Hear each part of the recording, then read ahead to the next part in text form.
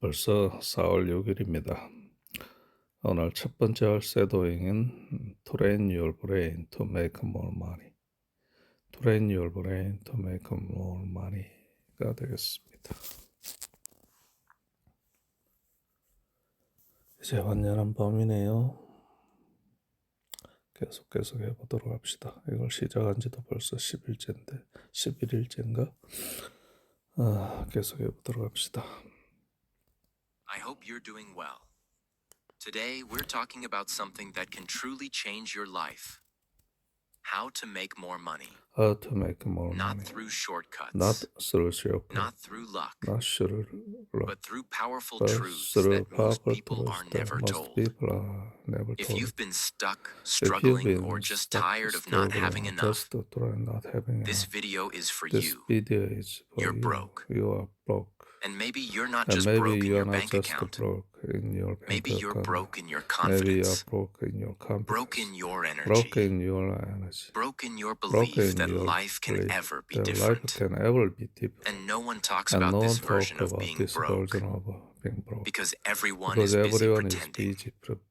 Let's be real. Let's be real. You're tired of You are watching tired other of people watching other win. people You're win. tired of You are fake tired gurus of selling you fake gurus shortcuts. selling you You're shortcuts. tired of working You are hard tired and of still working not hard having and enough. still not having But enough. here's the truth But here's nobody the will tell truth. you. Nobody will tell No you. one is No coming to one is save coming you. to save you. Not your job. Not your Not job. your Not your degree. degree. Not your Not family. your family. Not your Not government. your government. Not your goddamn Not your horoscope. goddamn horoscope. If you don't decide to If you become don't rich decide to in become mind, rich in mind, in in skill, skill, in in focus, focus, you will live you and live die and in the die same in the cycle same of fear, cycle of salary, fear, bills, salary, and bills, regret. and regret. And I'm not just talking And about I am money. not just I'm talking about talking money. about I'm building a talking about life where building you a are life free. where you are free. Free from Free from fear. fear. Free from begging. Free from begging. Free from Free playing small. from begging. Because let's be Because honest, let's be honest, you don't want money you just don't for want the the money numbers. just for the numbers. You want money You want the because you money want because you control want over your control life. over your life. This video This isn't video about get isn't rich about quick. get rich quick. This is about This is never about being never broke being again. broke again. And don't just And watch don't this just video. watch this Feel video. every Feel word. every word. Let it shake you. Let it Let it shake offend you. you. Let it Let it offend wake you. you up. Let it wake you up. Because you deserve to Because live a you powerful deserve to life. live a powerful But life. that life is waiting But on that the other life is side of waiting brutal on the honesty other and side of brutal uncomfortable honesty truth. and uncomfortable truth. Let's begin. Let's begin. Rule 1. Rule 1. Train your brain to Train your make more brain to money. make more money. Your brain is the Your headquarters brain of your is money. headquarters But of most your people money. have never trained it But for most wealth. people have never Your trained. brain is Your either brain is a either money machine, a money machine, solving problems, thinking clearly, and spotting and opportunities, spotting or opportunity, a or money blocker, a money broker, full of full fear, of fear, excuses, procrastination, and limiting procrastination, beliefs. and The truth the is, truth you're is not broke you are because not of your broke. wallet. You're broke You are because broke of your because mindset. of a mindset. And here's the scary part. Scary Your part. brain Your doesn't brain care if doesn't you're care rich or if you are poor. rich or poor. It only cares It about only what you cares train about it to what you believe, train, repeat, and repeat, chase. and chase. If your If brain is your trained brain to is trained to survive, survive, it will it avoid will avoid risks. risk. If your brain If is your trained to brain is trained to complain, complain, it will it find will find problems. problems. If your brain If is your trained to brain is consume, trained to it will consume, stay it will lazy. stay lazy. But if you train it But to if you focus, train it to if you train it to focus, build, if you train it solve, to sell, build, and solve, lead, sell, then money starts then coming money to you. start coming to Not you. because it's Not magic, because it's but because magic, your but mind because becomes a your magnet mind for becomes value. a magnet for you. Example, Example. Liam had no Liam money, had no good money, family, no and no good lucky family, breaks. no lucky break. But he had one thing. But he had one thing. He was sick He of was feeling sick poor. of feeling. So every day before doing anything else, he trained his mind. He read just one page of a smart book. He said to He himself, said to himself, I will become valuable. valuable. He learned He one new learned word in one English. new word in English. He practiced thinking, not just scrolling. Not just scrolling. He asked himself, what skill can I learn that the world will pay for? That the world. And slowly, his brain changed. He stopped comparing.